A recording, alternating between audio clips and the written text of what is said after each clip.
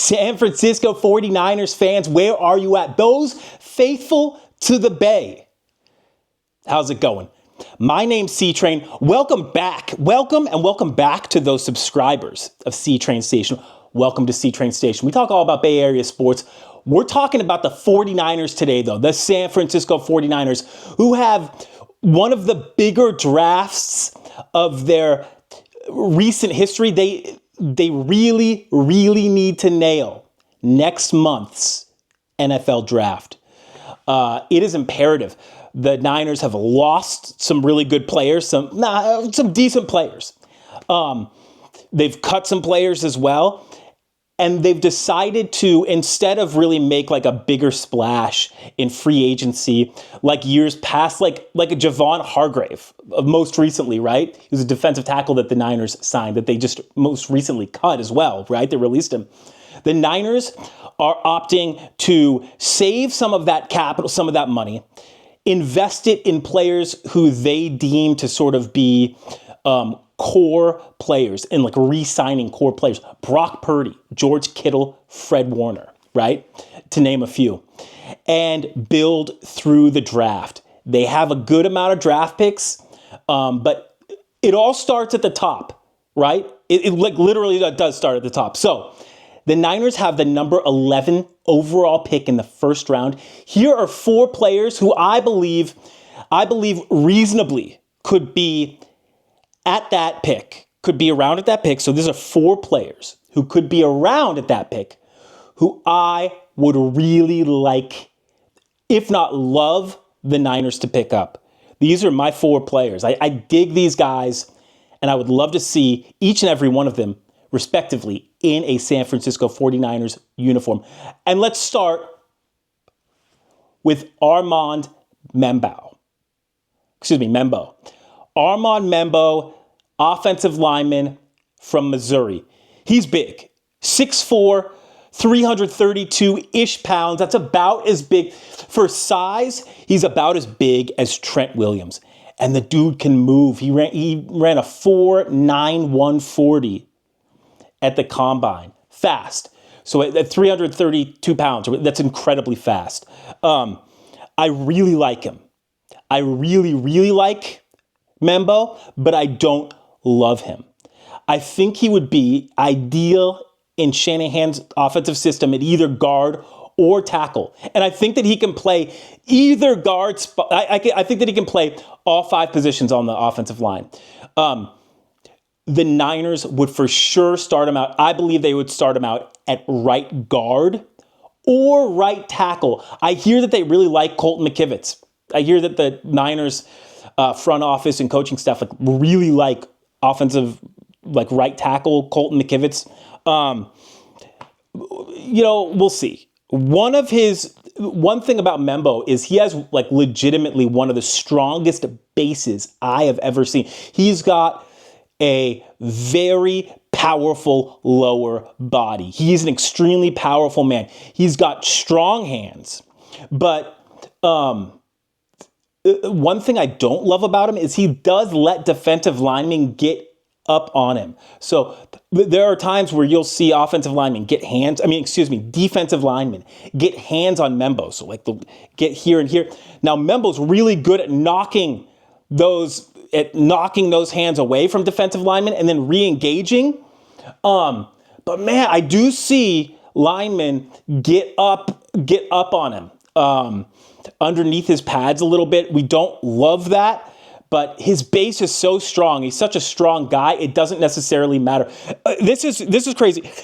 Trent Williams, of course, we all know him. He's the future Hall of Fame left tackle of the Niners. How about Tristan Wirfs? You guys know, I believe he got drafted by the Tampa Bay Bucks.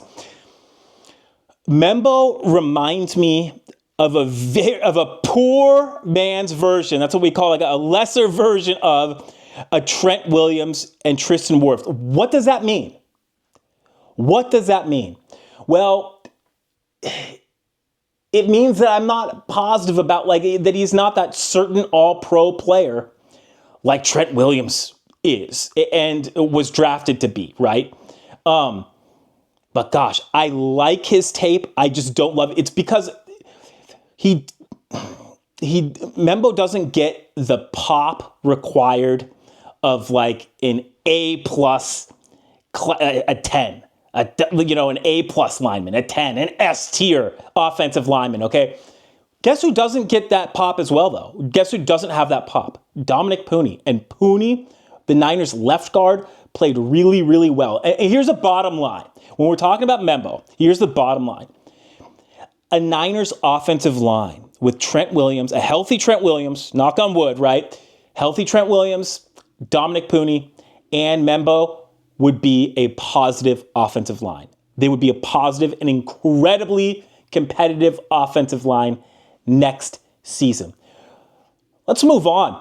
Let's move on to another offensive lineman. Yes, there's another. I like this. I decently like this year's offensive line draft class. There are some pretty good players.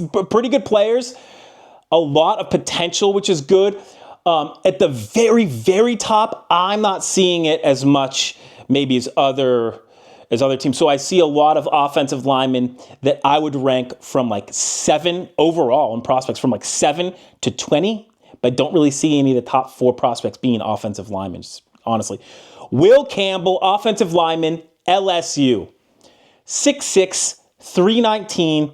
I think Campbell would be a great pickup at 11. A great pickup. He has the ability to play multiple positions on the line. So sure, if you love McKivitz, you can stick Campbell at right guard. But here's the thing that I see about Campbell that I really liked. Although he's not like super physically imposing as an offensive lineman, really, based on like the looks test, right? But he has the ability to play tackle on an island. That I do against defensive ends. He perennially did that. That's one thing about Campbell that I really respect about him is week in and week out, he played against top tier defensive ends. And week in and week out, he performed very well, very well. He doesn't get overwhelmed. When he's on an island as an offensive tackle, Campbell doesn't necessarily get overwhelmed by ends power. So like, let's see. You can like, just getting overwhelmed allows the defensive end or pass rusher to occasionally just disrupt lanes, disrupt that. He stands his ground really well, and he engages and latches on really well. So I guess there have been questions about his wingspan and his arm length and all that stuff.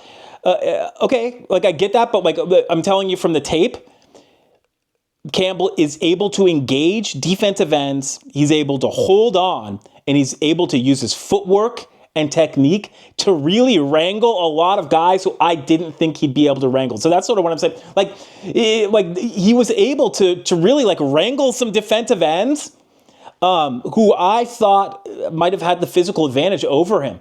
And he's good. I really, really like Will Campbell. And Campbell has the ability. So the thing that separates Campbell from some other offensive linemen who might just go later on in the draft is his versatility, but also I really think that he can pass protect on an island. That is saying a lot. That is a quality that is not necessarily abundant in the NFL.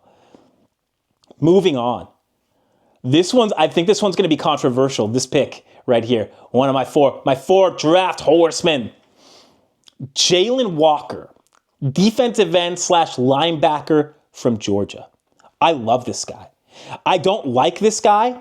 In Robert Saleh's, in his defensive scheme, I love him. Let me tell you why. Number one, Jalen Walker is able to set the edge against the run. Now, if the Niners are just going to play him at defensive end, it's not going to work. No. If the Niners play Jalen Walker as Jalen Walker, as his own unique player who is dynamic and play to his strengths, I think that the Niners have a possible all-pro. And that's saying a lot because there's some tweener aspects about Jalen Walker, some schematic ways that he might not necessarily fit Saleh's system.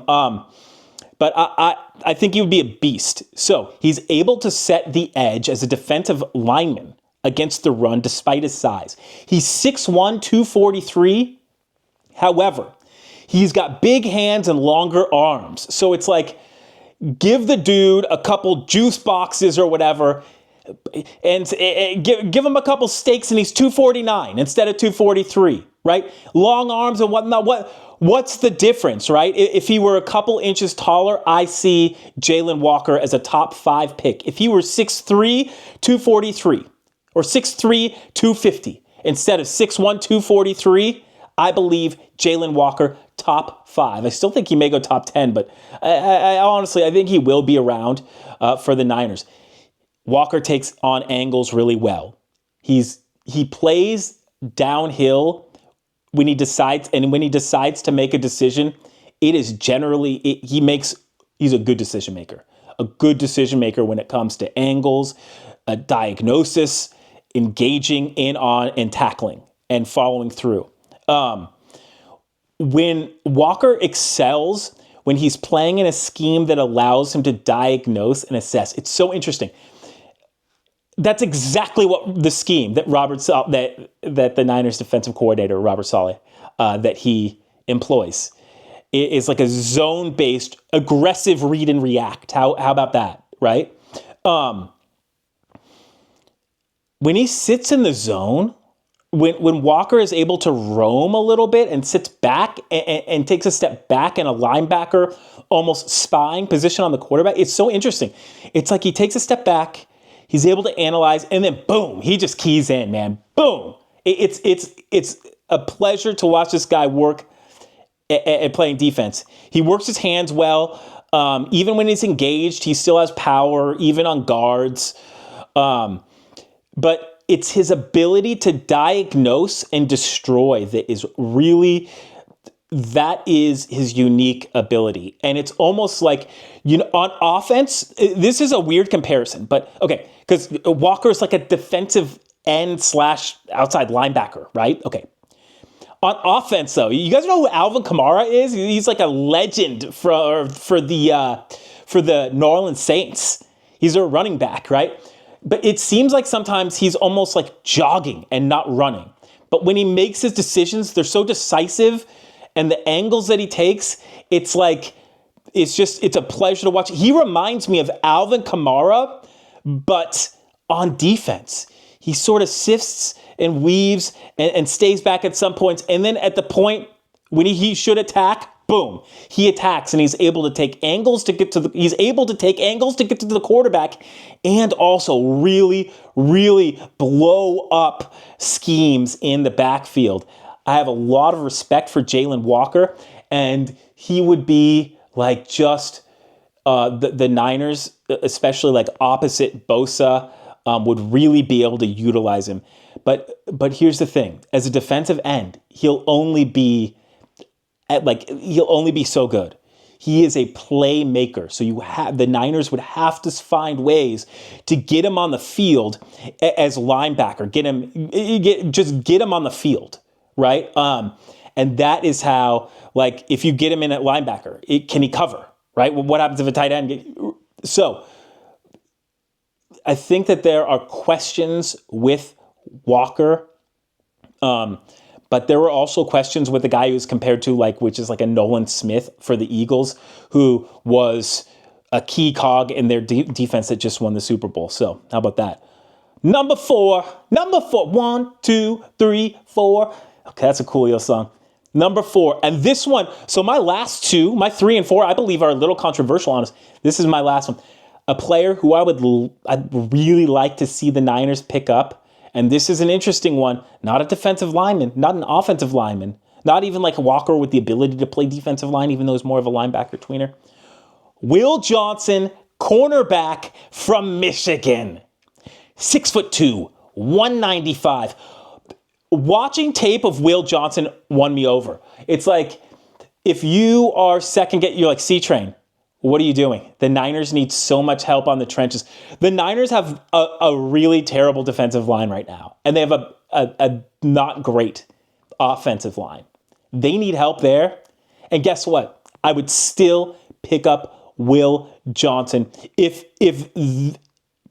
all things, like if it were, well, I'll actually move on to that. But like here, I'll get on with this. Here, let me tell you this. So it's like, if it were a competition, like a guy like a offensive lineman like Harmon out of University of Oregon, like, so he is in like the second tier of players. And I'm talking about like more of the upper echelon players, the top 15 players. Harmon might not necessarily be that. Stewart, he's a defensive lineman, might not be that. So instead of the Niners or like a offensive lineman Zabel, he's out of North Dakota State. Instead of the Niners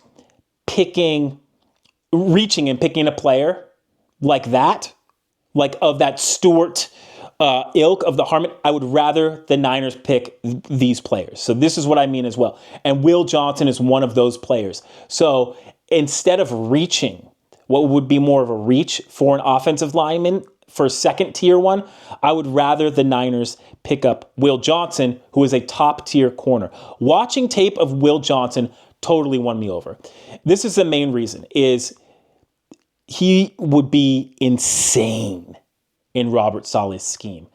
I think that a defensive backfield of Will Johnson, Demo, Lenore, Bernardo Green, and Malik Mustafa and Jair Brown, those five, they have the upside of one of the better defensive backfields in the league. In the whole league. Will Johnson is borderline brilliant when he's allowed the space to analyze the situation. Guess what? Robert Saleh's defense for his corners, they're not necessarily up pressing. They have space to analyze the situation. So I'm going to say that one more time. Like Robert Saleh, the new old Niners defensive coordinator, right? He employs a system that's like not, his corners don't press as much. He gives them a little bit of room. Likes maybe the taller corners, able to read, diagnose, and boom, get in there. A bend but not break, but be aggressive in freaking bending, right? Okay, listen to this. Okay, one more time. In a scheme like that, cornerback Will Johnson is borderline brilliant. He's borderline brilliant when he's allowed the space to analyze the situation. When receivers are in front of him, when anybody is in front of him, when he is able to diagnose a situation in front of him, Will Johnson has the upper hand. And that's insane. I think I've already said he's borderline brilliant. And I would be amazed if Will Johnson had a bad NFL career.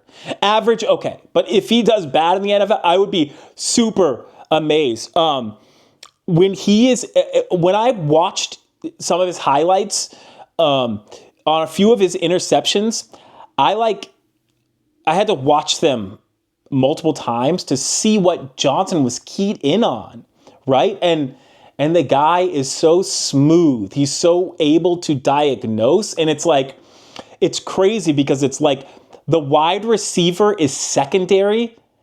It's like Johnson is playing 1A and 1B, and the 1A who he's playing is the quarterback. It is absolutely... Go watch highlights of Will Johnson and look at bowl games. Look at high-ranked matchups. It's just he's good. Okay, some of the negatives that people say is that he might not be the best tackler, and downfield. How's his downfield coverage? I think his downfield coverage is good. It is good.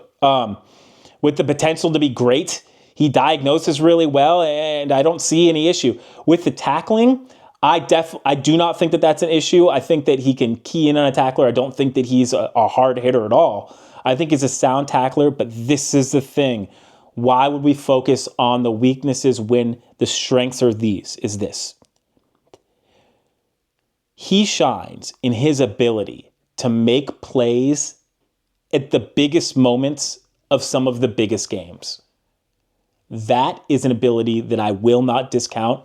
And he's just so good. He's really, I would love to see more interviews of him because I would love to hear sort of the mind that's behind the cornerback that is Will Johnson. But oh my gosh, yes. If I were to draft a corner high, Will Johnson fits. The thing that's so scary is that he fits the scheme so well. Everything would be like in front of him. He'd be able to diagnose, and just with a little bit of pressure, and he's on that ball. He's on that ball, running the other way, making the play, saving the day for the Bay. Let's see. Let's move on though. Other players. I wanted to mention a couple other players. If they drop, remember this: Tyler Warren and Ashton Genty. Remember that I said this. I love both of these players. I love Tyler Warren as a football. I love Ashton Genty he's a running back. I know. C-Train, the Niners have Christian McCaffrey. They're deep. They're able to turn free agent running backs into all-pro running backs. Sort of, but not really. But here's the thing. It doesn't matter. It doesn't matter, because if Genty were to slip, he's too good. I just have him. It's just, the question is, that's going to be where John Lynch is really going to make his money. But these are two specific players. I don't think Genty will. I do think that there's a possibility that Tyler Warren could slip to the Niners. And here's what I have to say. I showed you my 4 players, right? My 4 players. Tyler Warren is a tight end. He can play a little bit of running back and receiver as well, honestly. But here's the thing, is I truly believe that he will be an all-pro tight end. Tyler Warren, if he really projects and actualizes, could be a Hall of Fame tight end. He is a playmaker. He can really make plays. Quarterback's best friend, ask Steve Young, tight end. If it's between Tyler Warren and, say, Membou, I'm choosing Membou. But if it's between Tyler Warren and Harmon, that defensive lineman from Oregon, or Nolan, who's a defensive tackle from Ole Miss, I believe, Walter Nolan, I'm going to choose a player who's a top 5 to top 7 talent with all-pro. I really think he's going to be an all-pro and also possibly Hall of Fame potential over a player who is now one of the better, if not one of the better second-tier players. No, I'm going to draft one of the best top-tier players, if not the best, instead of the second to third best of that second next tier. This is, though, honestly, where I do think that the Niners haven't been the best in the past, right? Let's go to last season. Ricky Pearsall was not a projected first-round draft pick. I don't know what the rumors were or anything like that, but it's they could have traded down and got him. So if the Niners are going to get, this is really important, honestly, right here, is if the Niners are going to, instead of draft a player who really has that upper talent, and draft a player like Zabel, okay, out of North Dakota State, who's a top 25 talent, but he's maybe not a top 15 talent, I would like the Niners to trade down, even if somebody ends up taking Zabel. I think that the value of trading down and getting more picks is greater than the value of reaching and taking a player who will probably be there on a trade down and isn't a highly rated player.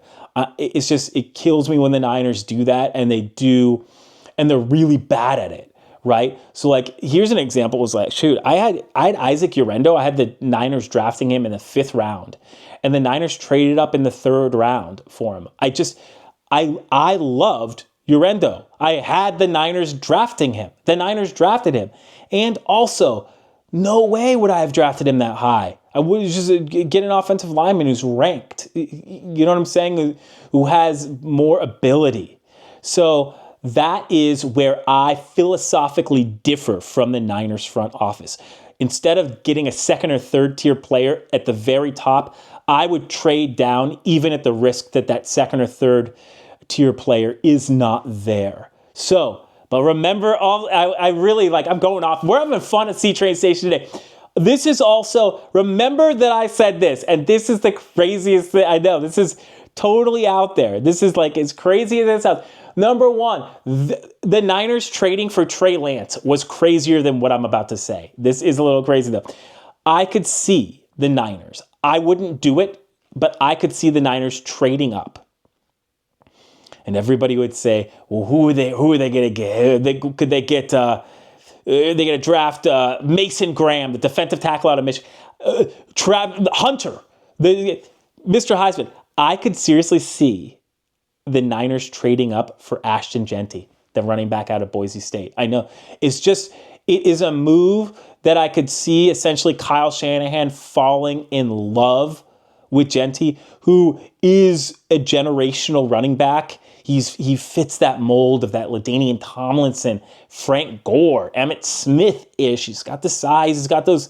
He's really good at creating plus yardage, right? I could see Kyle Shanahan falling in love with that. With him telling Lynch to trade up, and I could see the Niners doing that. I don't know. I could see that crush being there for Kyle Shanahan. So, yeah, this is going to be a really wild time, y'all. This is going to be, the draft is just so big for the Niners, and I really think that they'll be wheeling and dealing a little bit. I would love to see them trade up for a surefire Mason Graham, Travis Hunter, right? Like a surefire top elite player, Abdul Carter, right? I'd want to see the Niners trade into that top 5 to 7. I don't think that they're going to do that. But gosh, this is going to be, I do think that they are going to wheel and deal a little bit come draft day. But there's so much there's much to be said and done before the draft, right? And of course, you can catch it all here at C-Train Station. So thank you so much for watching. I appreciate each and every one of you. Thank you for watching. And of course, for your San Francisco 49ers content. Like, subscribe, follow. Hey, comment. Who do you want to see the Niners draft? Who do you want to see the Niners draft? Any round, any player. But after you subscribe to C-Train Station. Hey, I'll see you next time. Have a good one. I'm out.